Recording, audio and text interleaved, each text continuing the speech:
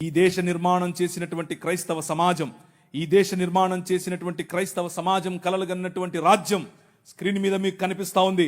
1807లో abolishment of the slavery act నీ రాజు తీసుకొచ్చాడు. జోగిని అనే వ్యవస్థను కూల్చడానికి నీ రాజు తీసుకొచ్చాడు.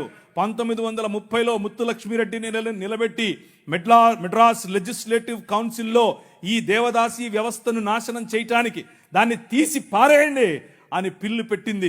నీ రాజు పంపగా వచ్చిన వ్యక్తులు ఆంధ్ర జోగిని యాక్ట్ మనం తీసుకొచ్చాం. ఇంగ్లీష్ ఎడ్యుకేషన్ ఫర్ ఎవ్రీబడి, ప్రతి ఒక్కరికి 1835 మనం తీసుకొచ్చాం. 1795 రైట్ టు ప్రాపర్టీ, అంతకుముందు ఎవరు భూములు కొనటానికి లేదు. బడుగు బలహీన వర్గాలు భూములను స్వాధీనం చేసుకునేవాళ్ళు. నీకేంద్ర రే మల్లిగా అనేవాళ్ళు, నువ్వెవర రే ఈరిగా అనేవాళ్ళు, నువ్వెవర రే బయటుండు, నువ్వు మా ఇంటికి రావద్దు, నీ నీడ పడద్దు అన్నారు. కానీ నీ రాజు నీకు అధికారం ఇచ్చాడు. భూమి కొనుక్కునే అధికారం, భూమిలో పండించుకునే అధికారం, పండించిన దాన్ని తినే అధికారం నీది. అంతకు ముందేమయ్యేది, భూమి తీసుకుని కష్టపడి మంచిగా పనిచేసి ఇంత పండు పండిన తర్వాత వస్తాడు అయ్యగారు, ఏట్రా ఇది ఏంటి బాబండింది, అమ్మగారి కాలంటే ఇచ్చిరాపో అంటే నోరు మూసుకొని ఇవ్వాలి అంతే. అదే చట్టం. కానీ ఈరోజు అది కాదు. నువ్వు పండించింది నువ్వు తింటావు, నువ్వు పండించింది నీ పిల్లలు తింటారు, నువ్వు పండించింది ధైర్యంగా నీకోసం పెట్టుకుంటావు, పొదుపు చేసుకుంటావు. కారణం ఏమిటి? నీ రాజు, రాజులకు రాజు, ప్రభువులకు ప్రభువు, కైసర్ అగస్తస్ మరియు కైసర్ తిబేరియస్ల ప్రతినిధి అయిన పిలాతు ముందు నిలబడుకొని నా రాజ్యము నీ రాజ్యము లాంటిది కాదని చెప్పాడే ఆ రాజు. Right to property, right to education, abolishing killing children. చిన్న పిల్లలను కొనుక్కొని వెళ్ళేవాళ్ళు. ఆయన ఒకసారి రాశారు, ఈ దాన్ని ఏమంటారు, కాటన్ గారు ఆయనకు రాసినట్టు కాటన్ గారి గురించి రాసినటువంటి ఒక పుస్తకంలో ఇలా రాసిందట.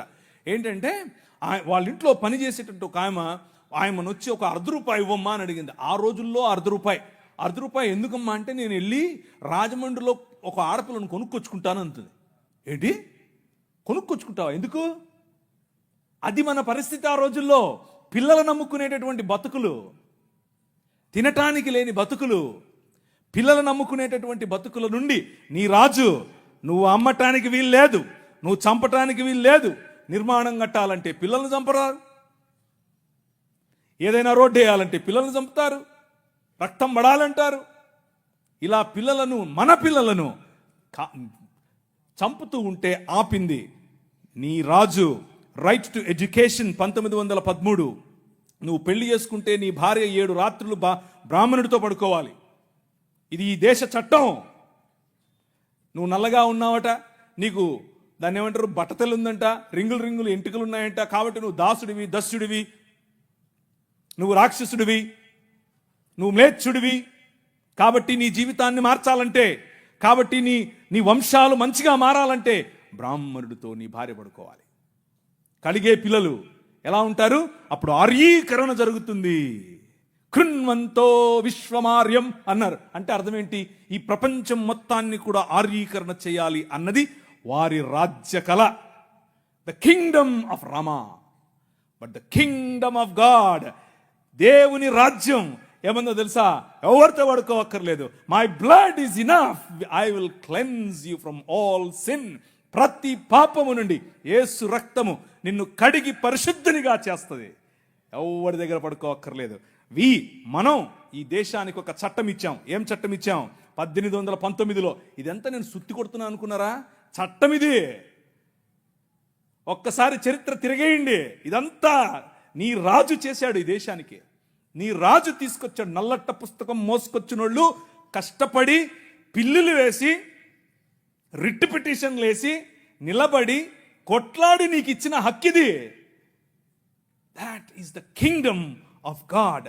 No discrimination, right to sit, abolishing child marriages. ఇలా చెప్పుకుంటూ పోతే ఎన్ని చట్టాలు చేశాం మనం. రైలు మనది, పోస్ట్ ఆఫీస్ మనది, IAS తెచ్చింది మనం, IPS తెచ్చింది మనం. తెలుగు భాషను మ్లేచ్ఛ భాష అన్నారు.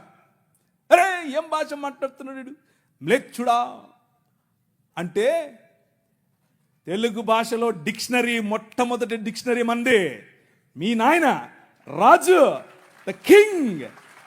మనం ఇచ్చాం. CP brown, he was a machinery. ఆయన కలెక్టర్ మాత్రమే కాదు, మిషనరీ. తెలుగు భాష గద్య భాగంలో మొట్టమొదటి పేపర్ మనది. తెలుగు భాష గద్య భాగంలో మొట్టమొదటి పుస్తకం మనది.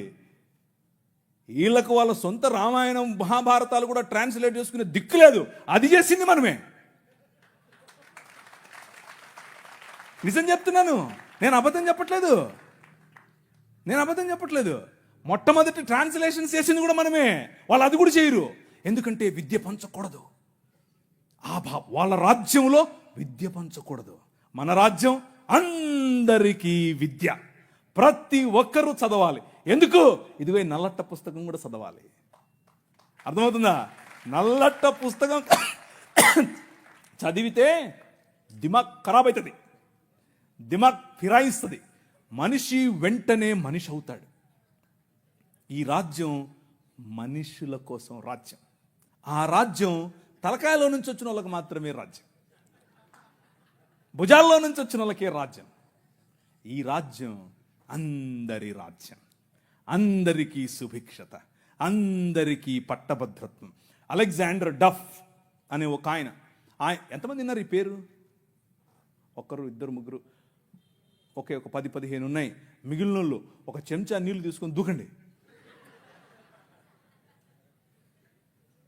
అలెగ్జాండర్ అంటే పొరపాటున మీరు ఆ గ్రీకు ఒక ఆయన వచ్చాడు గుర్రం వేసుకొని, ఆయన అనుకుంటారు, కాదు, ఈయన వేరే. అలెగ్జాండర్ డఫ్. ఈయన రవి అస్తమించని బ్రిటిష్ సామ్రాజ్యం పైన ఇన్ఫ్లుయెన్స్ తీసుకొచ్చాడు. ఏం ఇన్ఫ్లుయెన్స్ తెలుసా? నా పిల్లలు చదవాలి, మా భారతీయ పిల్లలు చదువుకోవాలి. వీళ్ళు అన్నారు, ఎందుకు, మాకు అవసరం లేదు, మీ పాశ్చాత్య విద్యతో మేమేం చేస్తాం, మేము మంత్రాలు చదువుతాం. ఆయన అన్నాడు, మంత్రాలకు చింతకాయలు నైరాల్తా హై. అలెగ్జాండర్ డఫ్, నో, చదవాలి, మన పిల్లలు చదవాలి. ఆంగ్ల భాషలో చదవాలి, ప్రతి భాషలో చదవాలి. తెలుగులో చదవాలి, తమిళంలో చదవాలి, బెంగాలీ కావాలి. పుస్తకాల తర్వాత పుస్తకాలు, పుస్తకాల తర్వాత.